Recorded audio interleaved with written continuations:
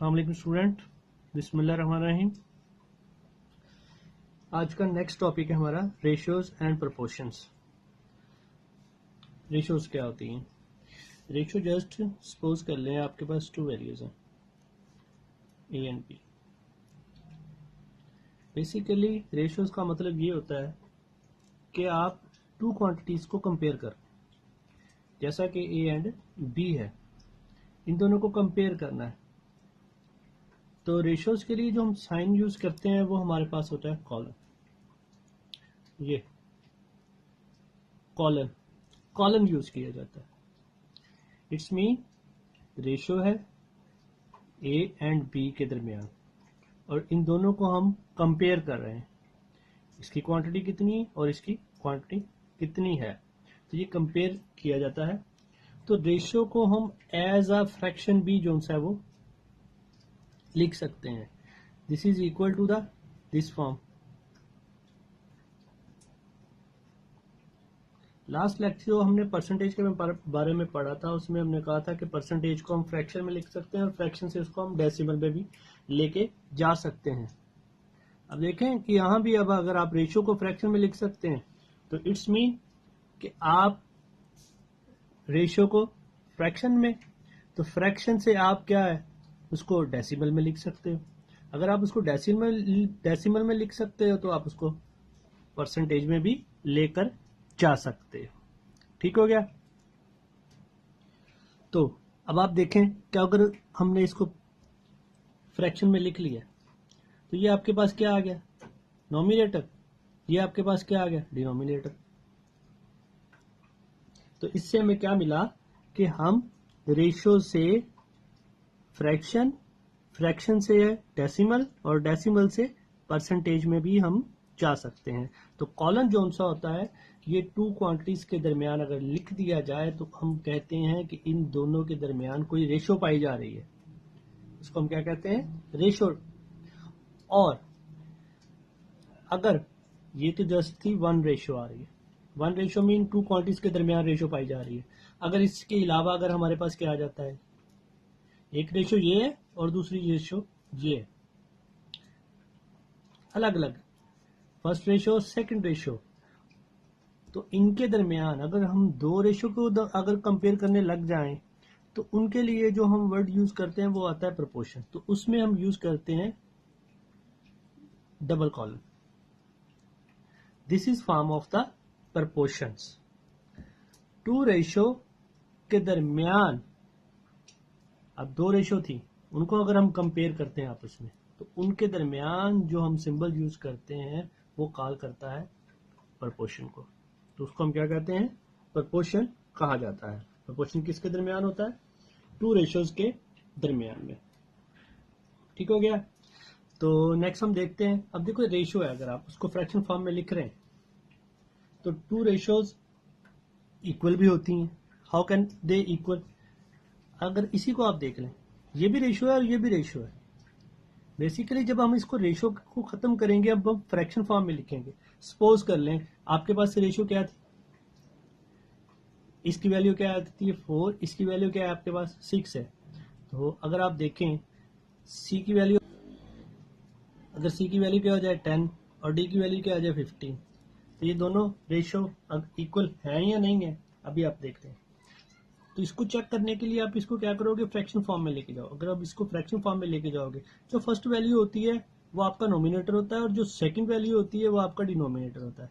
4/6 fraction आ गई, 5 का आ रहा है। अब देखें कि अगर इसको आप सिंप्लीफाई करते हैं तो सिंप्लीफाई करने से आपको क्या मिलेगा, दोनों साइडों पे आपको यहाँ से अगर हम इसको 2 से कटिंग करते हैं तो क्या आ जाएगा 2/3। ये 5 के मल्टीपल थे, दोनों को 5 से मल्टीप्लाई करें, डिवाइड किया तो हमारे पास क्या आ गया 2/3।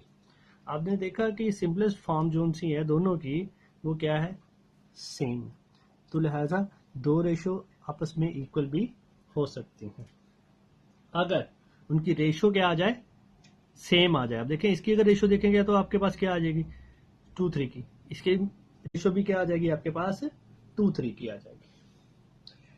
अब हम आगे चलते हैं कि अगर हमारे पास प्रोपोर्शन दी जाए ठीक है, अब हम इसको रीड प्रपोर्शन करेंगे और हमें कोई अननोन वैल्यू फाइंड आउट करनी हो तो हम किस तरह उसको फाइंड आउट कर सकते हैं। क्वेश्चन है आपके पास, एक देखते हैं। देखें, हमारे पास ये क्वेश्चन आ जाता है, हमें कहा जाता है कि अननोन वैल्यूज निकालो।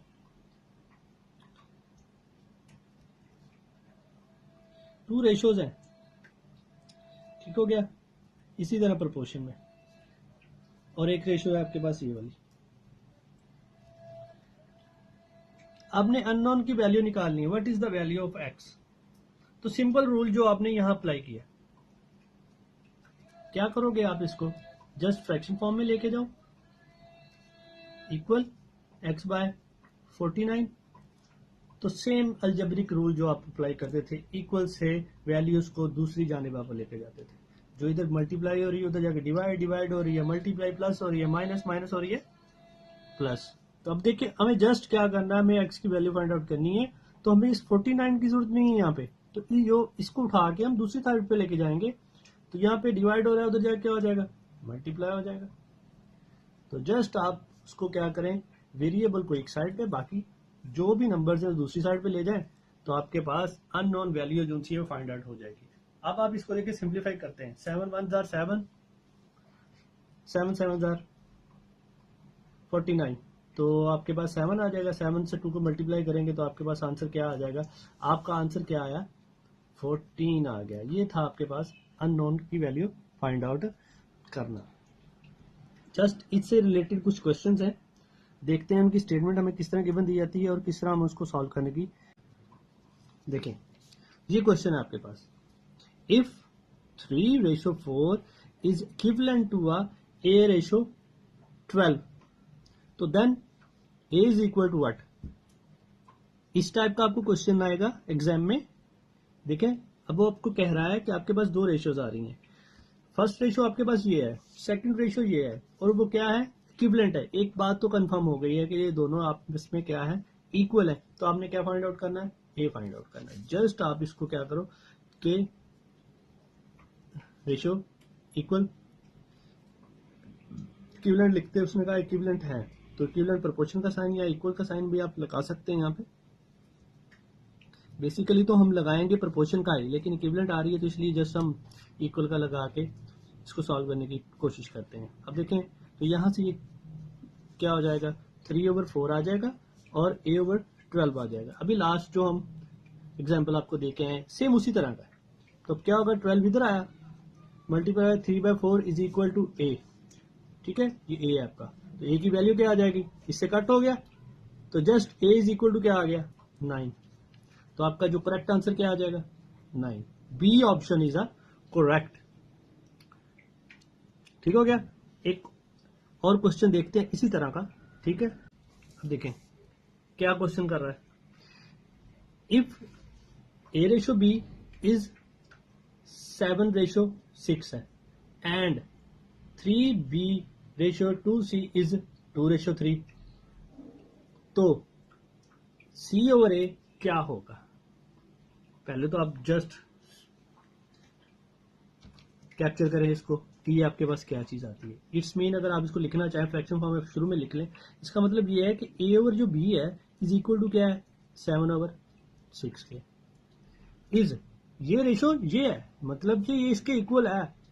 इधर से अगर आप लेते हैं तो दूसरी आपके पास बात क्या आएगी, 3b/2c इज इक्वल टू 2/3 आ गया।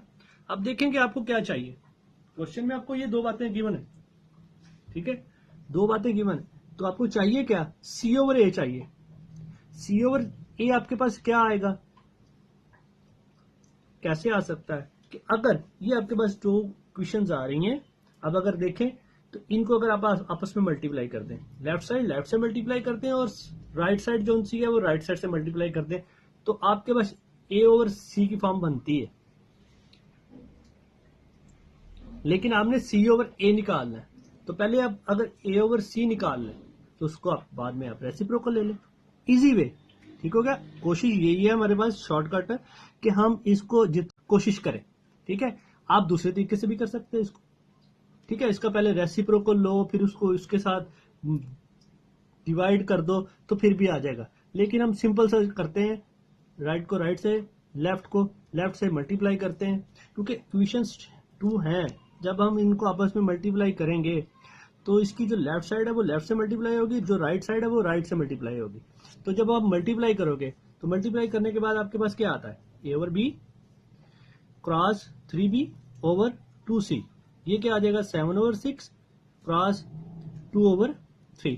अब आप इसको सिंप्लीफाई करते हैं, सिंप्लीफाई करने के बाद आपके पास क्या आता है 3a ओवर 2c, b से b कट हो गया, यहां आपके पास क्या आ जाता है 2 3 3 3 9, आपके पास क्या बचता है 7 ओवर 9 बचता है। ठीक हो गया। अब ये नंबर्स कोफिशिएंट जोन से आ रहे हैं अब आपके पास, ठीक है, कि आपके पास क्या आ गया 7 ओवर 9 आ गया, 2 से कट हो जाएगा, ये इससे 3 बचेगा, 3 से मल्टीप्लाई होगा 9 आ जाएगा। अब ये कोफिशिएंट है, इनको आप दूसरी साइड पे लेके जाओगे तो आपके पास क्या आ जाएगा, ये ऊपर जाके मल्टीप्लाई 14, नीचे 3 आके 27 हो जाएगा। अब देखें कि आपके पास फॉर्म आ चुकी है, आपने क्या फाइंड आउट करना था, सी ओवर ए करना था, ए ओवर सी आ चुका है, आप इसका रेसिप्रोकल ले लें। जब आप इसका रेसिप्रोकल लेंगे तो ये वाली साइड में नोमिनेटर डिनोमिनेटर, तो दूसरी साइड पे भी क्या हो जाएगा डिनोमिनेटर नोमिनेटर, यानी कि दोनों चेंज हो जाएंगे, ये वाली साइड भी और वो वाली साइड भी। अब आप देखें सी ओवर ए आपके पास क्या आ गया है 27 ओवर 14, तो कौन सा ऑप्शन है आपका जो करेक्ट है 27 ओवर 40, सी इज ऑप्शन। तो आंसर क्या आ गया, करेक्ट आंसर क्या होगा सी होगा। बोलते हैं प्रोपोर्शन के लिहाज से दो चीजें अब हमारे पास आएंगी, एक आएगी हमारे पास डायरेक्ट और दूसरी हमारे पास जो बात आएगी वो आएगी इनवर्स। ठीक है, तो पहले हम डायरेक्ट की बात करते हैं, डायरेक्ट प्रोपोर्शन की।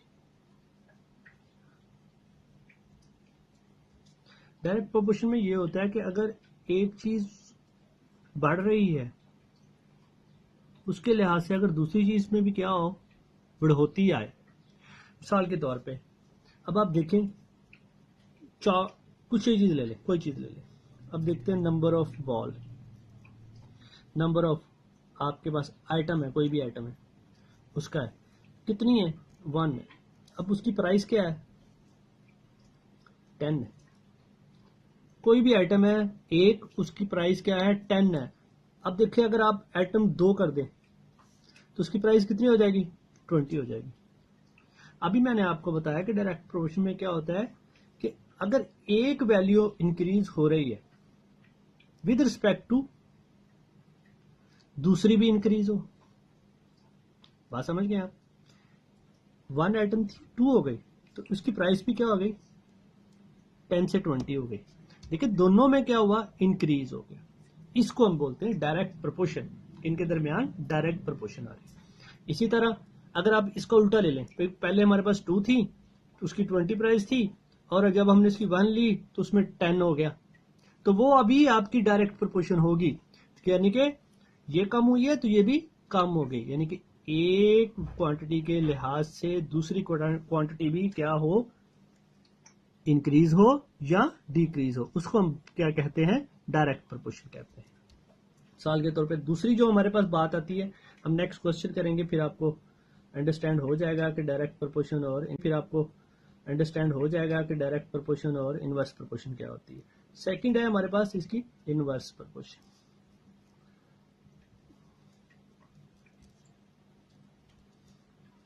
अब देखें इसमें क्या चीज है, ये किस तरह है, इसमें एक चीज इंक्रीज होगी और दूसरी डिक्रीज होगी। हाउ, छोटी सी एग्जांपल लेते हैं,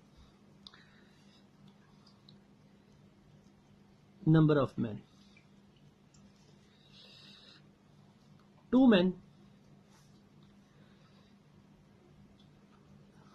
एक दीवार बनाते हैं और 4 डेज लेते हैं बनाने में। 2 आदमी एक दीवार बनाएंगे 4 दिन में। अगर हम आदमी कितने कर दें 4 कर देते हैं, आदमी हमने कितने कर दिए 4 कर दिए। अब देखें, अब आप देखिए पहले 2 आदमी काम कर रहे थे, अब क्या हो गया 4 आदमी काम कर रहे हैं।